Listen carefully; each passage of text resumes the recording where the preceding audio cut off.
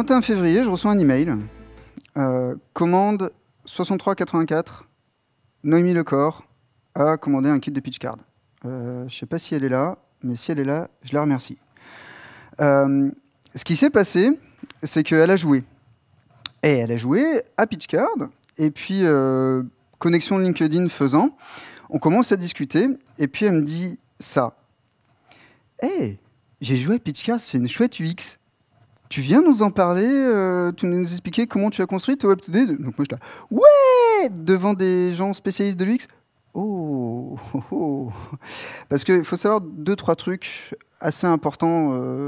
C'est que comme vous, je suis plein de choses. Donc déjà, je suis William Roy. Je suis William Roy. Bon, ça c'est un détail. Dans la vraie vie, je suis coach d'entrepreneurs et de dirigeants. Donc mon métier, c'est de faire en sorte que ces gens-là, puis leur équipe, vont au travail avec un grand sourire. C'est ultra important. Je suis un ancien organisateur de Startup Weekend. C'est pour ça que je bosse beaucoup avec des entreprises de l'innovation et du digital. Et que j'ai une bonne appétence pour le domaine. J'adore mettre les gens en contact les uns avec les autres. C'est un plaisir à chaque fois. Si vous avez besoin de quelque chose, si je ne peux pas vous aider, je connais certainement quelqu'un qui peut. N'hésitez pas. Le dernier point, et c'est important, c'est que si j'ai des petits yeux, c'est pas simplement parce que ça fait déjà 2 soirées nantaises que je fais, c'est parce que j'ai 2 enfants et que je les adore. Mais que parfois les nuits, c'est pas facile. Mais qu'on retienne bien un truc. Je ne suis pas un putain de UX designer. Désolé si vous attendiez une conférence sur l'UX design, parce qu'en fait, je vais vous expliquer comment on fait de l'UX design quand en fait on ne sait pas qu'on fait de l'UX design. Donc en fait, ça va être une expérience, mais pas d'utilisateur, enfin pas que, parce qu'en fait, en discutant avec Noémie puis avec Volodia, l'idée c'est qu'on s'est aperçu que en fait, si on devait résumer PitchCard, le plan, c'est comment céder des contraintes pour développer la créativité chez les autres et chez nous. Et en fait, la création de PitchCard, c'est juste l'histoire d'un mec qui organise son premier Startup Weekend, qui est dans l'équipe, qui n'est pas le leader de l'équipe. Et c'était un mercredi, je m'en souviens encore. Et là, j'ai mon team leader qui m'appelle, qui dit « Écoute, le pitch training de ce soir, je ne peux pas le faire. Ma chérie a une galère, elle passe avant tout. Tu es tout le temps en train de parler pendant la réunion. Tu as fait de la com avant, donc c'est pour ta gueule. » Ah. Il me dit en plus, la dernière fois qu'on a organisé, tu te souviens, les porteurs de projets qui avaient prévu de pitcher au Startup Weekend, ils avaient été avantagés, ceux qui avaient pu venir, par rapport à ceux qui n'avaient pas pu venir, puisqu'ils avaient eu un pitch training, et que pendant ce pitch training-là, ils avaient pitché le projet qu'ils allaient présenter le vendredi. Le vendredi, donc pour ceux qui ne connaissent pas trop les Startup Weekend, c'est sur 2 jours et demi, ça commence le vendredi soir, ça finit le dimanche, et vous avez 54 heures, sommeil compris, pour créer un projet d'entreprise. Et l'idée, c'est que normalement, c'est quelque chose de très, très early stage. C'est 3 recherches Google, normalement. Il y en a toujours qui en font un peu plus, ça c'est un détail. Mais ces gens-là, donc, ils étaient avantagés. Et donc, il me dit, écoute, c'est cool, on est super tôt. Je viens de me lever, donc là c'est mon team leader qui dit, je viens de me lever, ça va, c'est 11h. Tu dois être à 18h à Aix, puisque je suis basé à Marseille, donc 30 bornes de là, 1 heure de route, clairement, vu l'heure spécifique. Trouve un truc. Et donc là, du coup, c'est l'histoire d'un mec qui est dans la merde. Pour la simple raison que j'ai pas de presse et j'ai pas d'animation d'atelier. Donc je commence à me dire, bon alors, j'ai pas de temps à perdre. Je dois te faire un truc super ludique, parce que ça ne fonctionne que comme ça, ces événements. Et des inconnus doivent pouvoir jouer rapidement et facilement ensemble. Qu'est-ce qu'on fait? Quelque temps avant, j'avais vécu un truc, un atelier de design thinking. Vous voyez l'idée, on te met dans une pièce avec des gens que tu connais pas, et on te dit, tiens, imagine une solution, une utilisation, un truc. Bref, la base. Et on m'avait filé des cartes mots-clés qui devaient guider ma réflexion. Je me dis, putain, c'est bon ça. Est-ce que je peux faire pareil avec du pitch? Mais comment je fais pour que les gens me pitchent un truc qui n'existe pas? Je dis, alors j'ouvre InDesign, je commence à faire un template, et je vais sur un site qui s'appelle The Noun Project, qui est un site de petits pictos, trucs comme ça. Et donc là, clairement, ce que j'ai fait, c'était pas propre. J'ai pris tous les pictos que je trouvais drôles, où je me dis, tiens, si les deux, je les mets ensemble, c'est un peu l'équivalent d'une pizza à l'ananas. Ça ne devrait pas exister, mais on la vend quand même. Et en fait, j'ai fait ça. Non. Alors, j'ai fait ça, voilà. C'est pas beau, mais ça a été fait en 4 heures. Imprimé. Je suis monté dans ma bagnole, je suis allé à Aix-en-Provence, j'ai animé le truc, les gens se sont amusés. Je suis sorti de là, je me suis dit, sur un malentendu, ça a marché. Ne t'habitue pas. Et là, en fait, ce qui s'est passé, c'est que cette édition du Startup Weekend et ce jeu-là m'ont guidé petit à petit vers la prise de parole publique. Ils m'ont dit, ah bah tiens, t'as l'air bon sur scène, je te paye un café, tu m'expliques? Alors un café, 2 cafés, 10 cafés, ça devient une presta. Au bout d'un moment, soyons clairs, c'est un appel du marché, on l'écoute. J'en fais une presta, du coup je suis obligé de me former parce que je commence à vendre le truc. Je passe 2 ans à peaufiner le truc. Pitchcard, ça dort dans un coin, c'est utilisé de temps en temps, c'est prêté à des copains facilitateurs qui font de la créativité, qui font du design thinking, qui me disent ah, c'est bien ton truc, bon les cartes sont moches, mais c'est bien, tu peux pas faire une autre couleur que le violet. Ah, bah, attends, je vais pas en imprimer tous les 2 semaines non plus. Bref, ça vit le truc, je fais attention à comment ça se passe. Et ça reste comme ça, c'est juste des mots-clés, rien d'autre. Et puis un jour, mon premier fils est né. Je suis passé à la journée de 5 heures pour absorber la charge que ça représente dans une maisonnée, ce genre de choses, parce que ma femme elle a autre chose à foutre de ses journées que ça. Et moi, je m'assois sur mon canapé, je me dis, bon, t'as du temps en ce moment, tu pourrais pas monter un petit projet? Et je pense à ces cartes. Et je repense aux copains, Startup Weekend et autres, qui me disent mais dis-moi, tu voudrais pas je te file du pognon, tu m'en imprimes un jeu, ou tu m'envoies ton InDesign Bon, à la fin, je dis attends, est-ce que ça pourrait faire un produit? Je me dis ouais, mais ça doit faire un produit avec plusieurs contraintes. Première contrainte, ça doit débloquer les participants. Deuxième contrainte, ça doit être tout terrain et tout public. Exit l'écran. Exit autre chose que ça. Ça, vous le mettez sur une plage, ça marche. Vous le mettez en haut de l'Everest, ça s'envole, mais ça marche. Il n'y a pas de batterie, il n'y a pas de réseau. C'est entièrement concentré sur l'interaction entre les personnes. Et ça doit pouvoir se passer d'un animateur professionnel. Parce qu'en fait, le vrai problème de ce genre de jeu, c'est que s'il n'y en a pas un qui s'y connaît un peu, bah de suite, on pitch, on s'amuse, mais on ne sait pas comment s'améliorer, à part en accumulant des expériences et des expériences. Et en fait, au bout d'un moment, on en a marre. Et le truc, c'est que le pro en question, maintenant, il est là. Il est dans un jeu de cartes, tout simplement parce que on a créé une méthode basée sur le questionnement.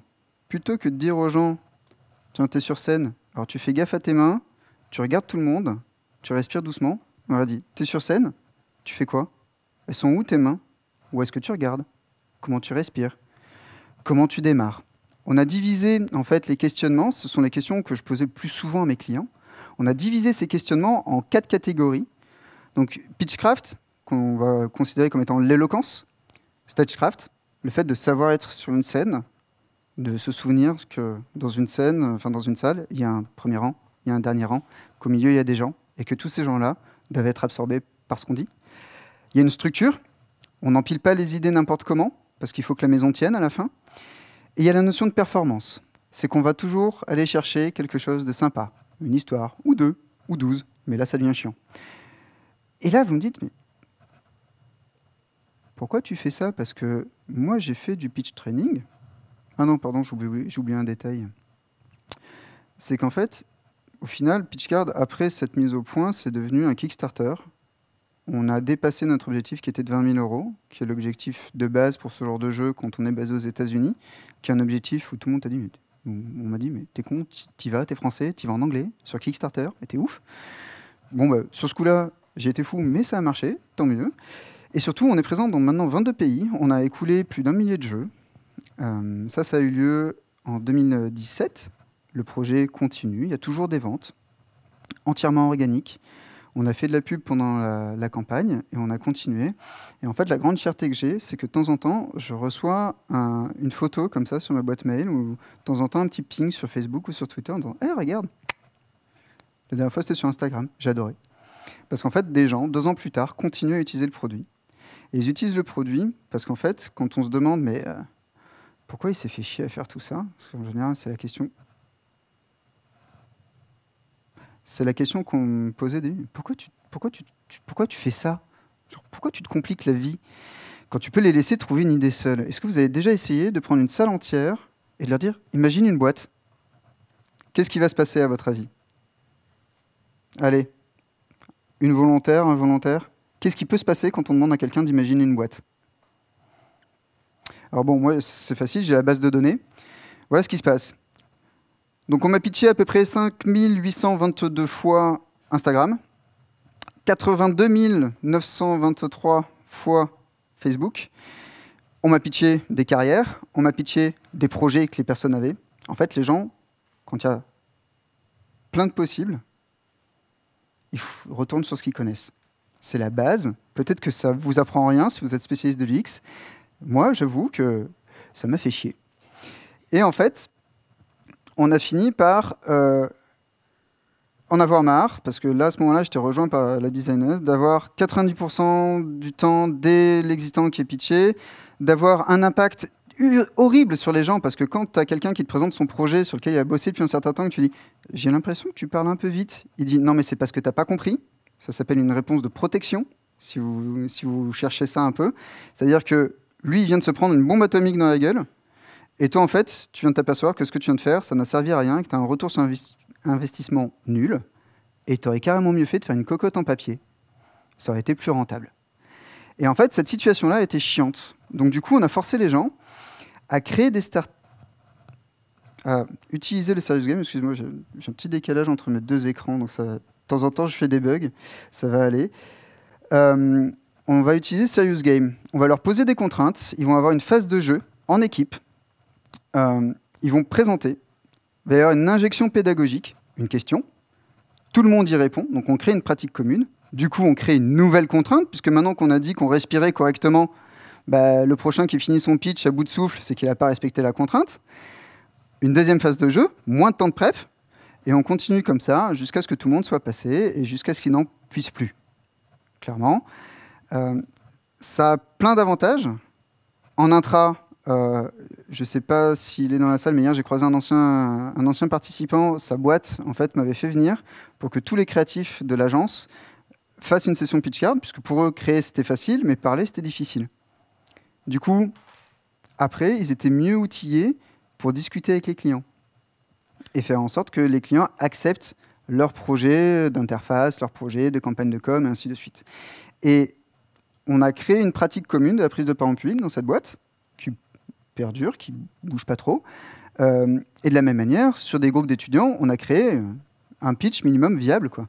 Parce qu'en fait, ils ont vécu ça, et maintenant, ils sont entraînés. Ils ont acquis de l'expérience sur des startups jetables, des projets jetables, des trucs qui n'ont aucune conséquence. On peut leur taper dessus, on s'en fout, c'est jetable. Et là, d'un coup, les gens ils disent « Ah, bah ouais, ok, bah là, sur ce coup-là, j'ai parlé vite, ou j'étais pas clair, ou alors j'ai fait de la merde, et je l'accepte, et ça n'a strictement aucune conséquence, puisque c'est un jeu, et que dans les jeux, il n'y a aucune conséquence, on s'en fout. Donc à partir de là, on peut s'amuser. On peut même, au bout d'un moment, rester dans notre zone de confort. Parce qu'en fait, je vous l'ai dit un peu plus tôt, moi je suis coach. Mon boulot, c'est de faire en sorte que les gens ils soient bien. Mais en fait, pour faire ça, il faut que les gens ils soient mal à un moment. Parce qu'une séance de coaching, c'est pas toujours confortable. Et qu'en fait, l'un des points essentiels du coaching, c'est de faire en sorte que les gens passent de leur zone de confort à leur zone de consolidation, à leur zone de tension, et que, de préférence, ils restent le plus loin possible de leur zone de panique. Là, à moins de tomber sur une personne terriblement agile mentalement, si je prends quelqu'un du public et que je lui dis « tu finis le talk à ma place », cette personne-là va passer en zone de panique. C'est normal. C'est l'équivalent d'un 0 à 100 km/h en une seconde. Ça fait très mal au cervical. Et en fait, PitchCard, l'expérience même de PitchCard est calquée sur ça, qui est quelque chose que j'ai appris pendant ma formation de coach, qui est qu'en fait, on doit pouvoir faire bouger nos clients dans ces différentes zones en conscience et constamment. Parce qu'en fait, quand on garde un client dans sa zone de confort, la zone de confort, on est d'accord, c'est la couette en hiver. Hein. Il fait chaud, tu sors un pied, tu dis « Ah, 5 minutes. Ouais, vous la voyez, cette zone-là là, ce moment-là du matin. Bon, après, si t'es comme moi et t'as un gosse, t'en as toujours un à 7 heures quand t'as du bol qui fait hey, tartine. Ok, bon, ça va, on y va. Bref. Les temps de pédagogie, c'est la zone de confort. On passe régulièrement du temps, les fesses vissées sur une chaise, à intégrer des informations. Il n'y a pas trop d'enjeux là-dessus. Le temps de préparation, c'est la consolidation. Parce qu'en fait, on est dans une équipe avec des gens qu'on ne connaît pas nécessairement ou qu'on ne connaît pas dans ce contexte-là. On a un ajustement permanent, on vient de nous poser plein de contraintes, et en plus, on a une contrainte temps qui est là, avec un facilitateur ou quelqu'un qui dit « Attention, il vous reste 5 minutes ». Et la zone de tension, on y va pendant le temps de pitch. On n'y va pas longtemps, mais on y va, parce qu'en fait, c'est le moment où ceux qui sont très, très, très sûrs d'être des bons orateurs s'aperçoivent qu'en fait, parfois, pitcher un peu au débeauté, c'est pas facile.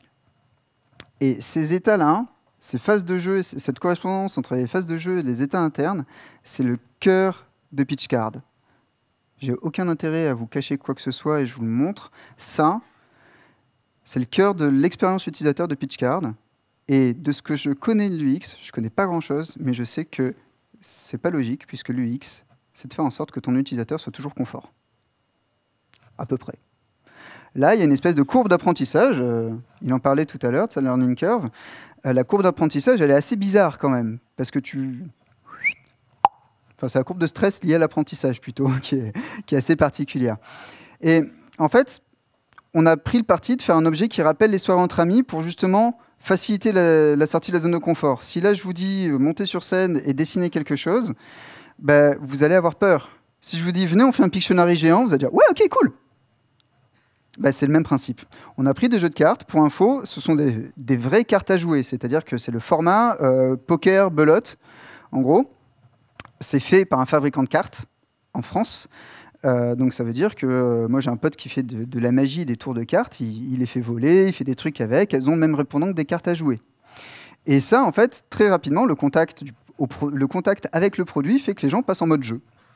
L'autre point, qui est assez important, c'est que en faisant ça, on leur apprend la cuisine au lieu de leur apprendre une recette. Alors est-ce qu'il y a des gens qui ont déjà fait de la cuisine dans la salle ? Là, j'ai peur parce qu'il y en a 3 qui lèvent la main. Il n'y a personne qui s'est dit « Tiens, je vais faire un tour sur Marmiton, je vais faire une petite pâte carbo. » Là, bon, ben, là, vous apprenez une recette. Par contre, le jour où vous asseyez avec la personne qui cuisine bien dans la famille et qui te dit « Alors, écoute-moi bien, les accords sucrés, salés, les épices, ça s'utilise comme ça. Pourquoi tu as foiré ton truc qui est surépicé ou qui n'est pas assez épicé? Le sel, c'est comme ça et c'est pas autrement parce que sinon c'est dégueu. Tiens, vas-y, essaye. » Ben, là, vous apprenez la cuisine. Et nous, on est parti du principe que nos utilisateurs n'avaient pas besoin d'apprendre des recettes. Ils devaient absolument apprendre la cuisine. Parce qu'en fait, là maintenant, à l'instant T, vous avez des projets, vous avez des carrières, vous avez des jobs, vous avez des statuts. Dans 6 mois, les projets, carrières, jobs, statuts peuvent avoir évolué. Ça veut quand même dire un truc. C'est que vos compétences vous suivent, mais le statut évolue. Le projet évolue. Donc vous devez savoir le présenter. Peut-être même que votre projet va se casser la gueule, je ne vous le souhaite pas, ou qui va au contraire être génial, vous allez vous faire racheter instantanément, et puis du jour au lendemain, vous allez avoir un autre projet, qu'il va falloir le représenter, mais peut-être d'une autre manière. Et en fait, tout ça, c'est ultra important, c'est que là, vous apprenez la cuisine au lieu d'apprendre une foutue recette, et donc on fait en sorte que notre utilisateur soit le plus puissant possible, c'est de l'empowerment, si vous voulez, en un sens, c'est qu'on fait en sorte que notre utilisateur soit autonome, et qu'il apprenne la cuisine au lieu d'apprendre une foutue recette. Un autre point, j'en parlais tout à l'heure, c'est qu'on a créé un rythme. Poste de contrainte, préparation, injection pédagogique, phase de jeu, et ainsi de suite. Ça crée une bulle. Les gens ne regardent pas l'heure. Ils n'ont pas le droit à leur téléphone portable, ils n'ont pas droit à un ordinateur portable ou quoi que ce soit. Donc ils sont pris dedans. C'est un peu l'équivalent d'une soirée belote ou tarot ou poker. Vous dites oui chérie, je vais rentrer tôt. Et puis d'un coup, vous regardez, ah tiens, c'est 2h30 du matin. J'ai 3 appels en absence. Il va falloir que je sois bon orateur pour gérer ça. Et bien en fait, cette bulle-là, à chaque fois qu'on fait un atelier PitchCard, on la voit. Elle est là. Parce qu'en fait, les gens sont pris dans le truc et ne peuvent plus en sortir. Parce qu'il y a un effet de groupe, parce qu'il y a un effet de rythme, et qu'à la fin, du coup, ils sont concentrés sur le jeu. Et qu'on les fait sortir du jeu en leur disant au bout d'un moment, ce que tu as vécu là, ce que tu as appris aujourd'hui, tu le mets comment dans ta vraie vie? Et là, d'un coup, le switch se fait. Et là, ils disent, j'ai du boulot, ma presse de lundi doit changer. Et là, on sait qu'on a atteint notre mission. Parce qu'en fait, PitchCard est là pour faire en sorte que les bonnes idées soient entendues. Alors, c'est quasiment un truc à la tête, tu sais, des idées qui méritent d'être partagées. Non, c'est différent. C'est que les personnes silencieuses, en général, elles ne sont pas plus stupides que les autres, au contraire. C'est juste qu'elles sont moins bruyantes que les autres. Et si on leur apprend à parler, on va avoir de belles idées qui vont se diffuser. Et nous, on veut ça. On veut faire en sorte que les belles idées, elles aillent plus loin. Et c'est pour ça qu'on pose des contraintes. Et en fait, vous prenez un nourrisson ou un chaton, c'est un peu la même chose. Vous les mettez dans un espace trop grand, ils flippent, ils vont se mettre dans un coin. C'est pour ça qu'on emmaillote les bébés dans les maternités à nouveau, maintenant. C'est revenu de mode. Et là, le petit chaton, il se met dans son bol, tranquille, tout simplement parce qu'en fait, ça lui crée une posture où il est safe, quoi. Et en fait, nos utilisateurs, quand on leur disait invente, ils disaient alors, je suis un réseau social qui permet aux étudiants de garder le contact une fois qu'ils ont fini leur échange Erasmus, et puis on pourrait peut-être noter les mecs et les meufs pour savoir qui sont mignons ou pas. Ça me rappelle un truc. Ouais, et puis ça s'appellerait TEDbook. Okay, merci. Allez, next. Là, du coup, on arrive sur des trucs vachement plus rigolos. Et surtout, très, très fondateur, puisque tu te manges des tirages comme ça. Et à chaque fois, une fois par session à peu près, on a un truc, c'est « Oh putain, mais comment est-ce qu'on va faire ça? Comment est-ce qu'on va présenter ça ?» Donc là, par exemple, la slide Quantified Self, c'est la contrainte que vous aurez à respecter. Ça veut dire que quoi qu'il arrive, à partir de maintenant, le projet que vous allez présenter est un projet de mesure d'activité. Et ensuite, le dauphin et la sucette sont des mots-clés que vous allez devoir exploiter. Et comment on fait pour présenter une start-up avec ça? Là, c'est là où la créativité, elle est obligée de jaillir, et assez vite, parce que vous avez entre 10 minutes et 30 secondes pour imaginer un pitch. Donc, en piste d'idées, on pourrait imaginer que vous travaillez dans un delphinarium. On laisse les polémiques sur ces lieux-là de côté. Hein, on est sur un exemple théorique. Voilà. Vous travaillez dans un delphinarium, vous mettez un capteur sur vos dauphins. À chaque fois qu'ils passent à travers un cerceau enflammé, ça leur lâche une sucette au hareng dans le bassin. Boum, vous avez un projet de produit. Mais vous pouvez faire mieux. Vous faites un bâton de sucette connecté. Donc déjà, vous êtes lié à une app qui mesure le nombre de sucettes que vous mangez par année et qui vous dit « Attention, le diabète n'est pas loin » ou la carie, ou peu importe. Et en même temps, ce que vous faites, c'est que vous traquez les bâtons de sucette qui sont jetés de manière indue dans la nature et vous envoyez une notif à la personne qui a jeté son bâton de sucette en disant « Grâce à toi, un dauphin vient de mourir ». Et ça, tout ça, c'est quantifié. Alors, on peut en faire plein. Et le truc, c'est que je suis tombé sur des trucs très drôles et des trucs très inquiétants parce qu'il y a une carte, c'est la révolution. Donc, du coup, ça fait peur à certains moments, la révolution. Ou le big data. Donc, quand tu tombes sur big data et révolution, tu finis sur des trucs totalitaires en général. Et quand tu tombes sur dictionnaire et sushi, je vous laisse faire la contraction des deux mots. Il y a peu de gens qui gardent leur sérieux dans la salle en général quand c'est pitché. Il ne faut pas croire un truc, c'est que ça, c'est une expérience douloureuse. En fait, c'est une expérience qui va être ennuyeuse, compliquée, mais tu n'es pas seul quand tu la vis. Et ça, c'est un truc de l'expérience utilisateur de PitchCard. C'est que comme c'est un jeu collectif, you are not alone. Tout va bien, tu souffres à plusieurs. Et quand à la fin de la session, tu dis hey, franchement, le pitch sur les licornes et leur appli mobile pour retrouver les chaussettes perdues, on s'est gavé, ça crée un lien.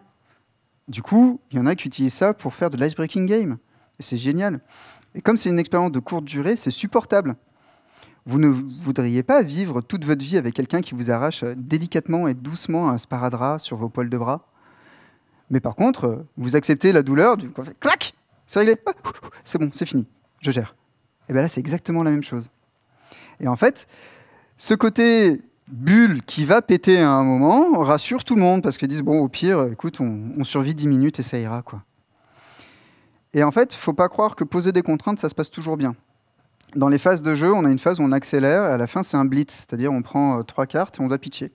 Et là, on a eu déjà des écrans bleus de la mort, hein, clairement, mais version humaine, personne qui est là, rien qui sort. Donc là, on est dans la zone de panique. Ah, c'est con, on a mal dosé.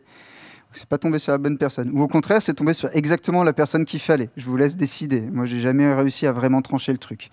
L'autre point, c'est que Je vous donne un contre-exemple d'une contrainte qui a été mal vécue par les utilisateurs et où la créativité a été bloquée par la contrainte.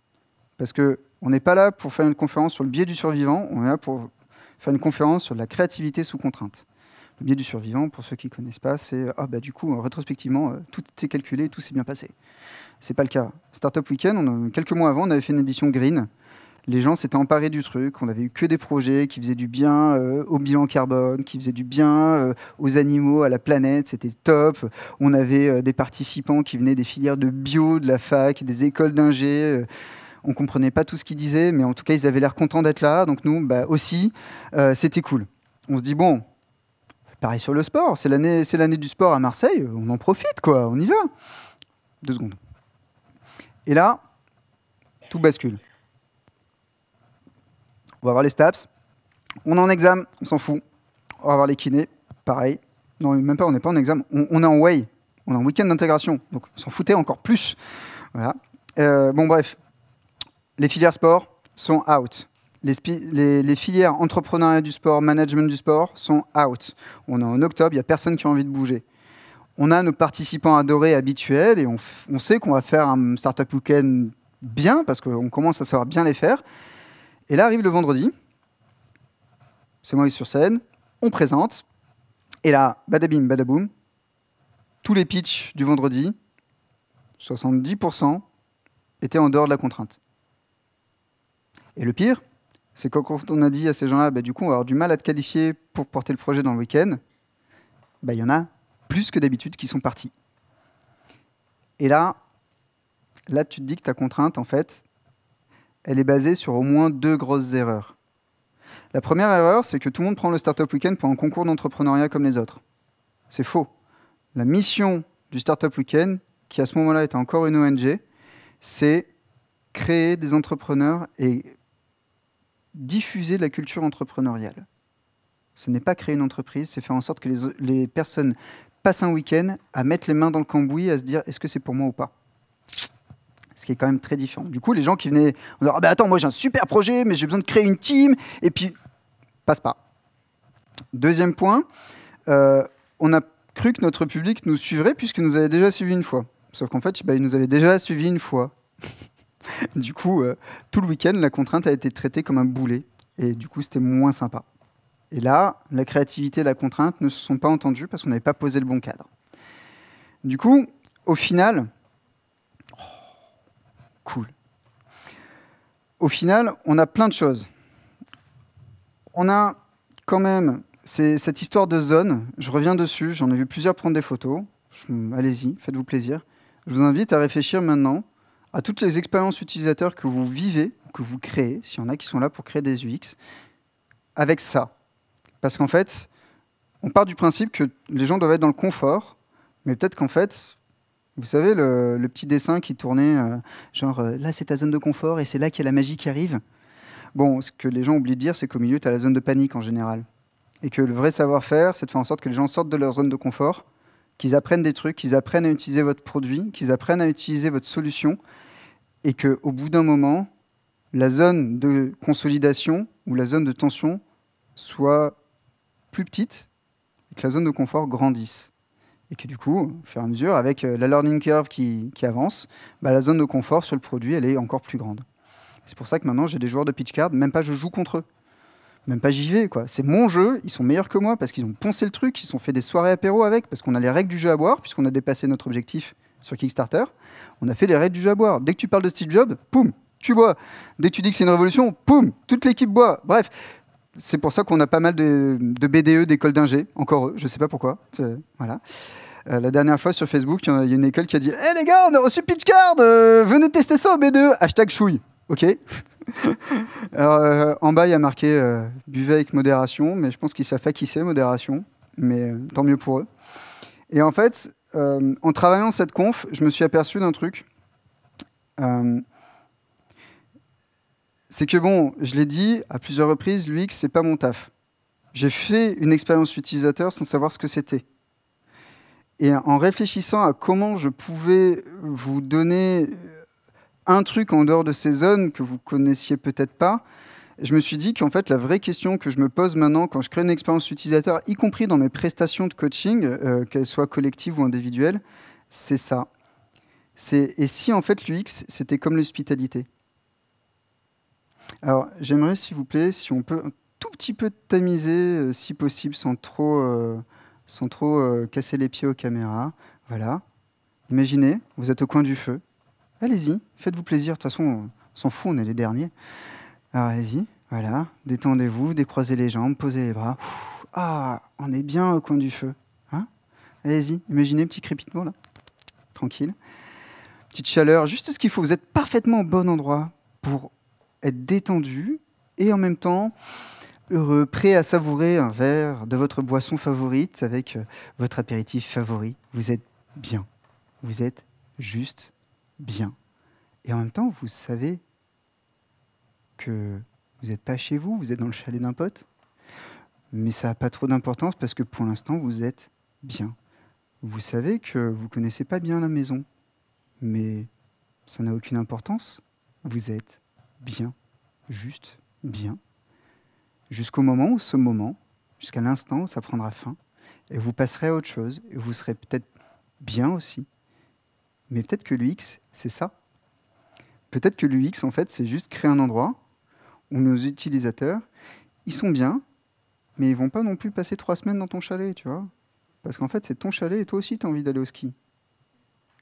Et ça, c'est un peu la finalité du truc. C'est créer des instants, des endroits où on est bien. J'ai un collègue coach qui sans savoir, m'a envoyé sur cette idée-là. Je lui dis, ouais, alors, le coaching, combien de temps? Enfin, par les popotes, quoi. Et il me dit, bah, tu sais, moi, je fais ça. Et je lui dis, ah, bah, tiens, oui, j'ai vu que tu faisais un atelier sur ça. Je suis un peu deg de ne pas l'avoir vu. Il me dit, oh, bah, tu sais, je te le résume en 2 phrases. Hein. En coaching, tu as les techniciens qui vont te poser la question qui tue, qui va te faire gratter la tête. Et il me dit, et il y a ceux qui vont créer l'endroit où tu peux tout dire et tout sera accepté. Il me dit, eh ben, moi, je cherche l'équilibre, je cherche le Tao, quoi. Et en fait, peut-être que c'est ça le truc. C'est que quand tu fais une features, ton côté technique, il est là, mais à fond, quoi. Quand tu as ton utilisateur qui vient chercher une fonctionnalité particulière, il est totalement dans le technique. Et en même temps, la personne qui fait de l'UX chez toi, il a juste envie qu'il soit dans l'endroit qui soit cool, quoi. Et cet équilibre-là, bah, au final, c'est peut-être ça, l'UX. Mais ça, c'est vous qui le savez. Merci beaucoup.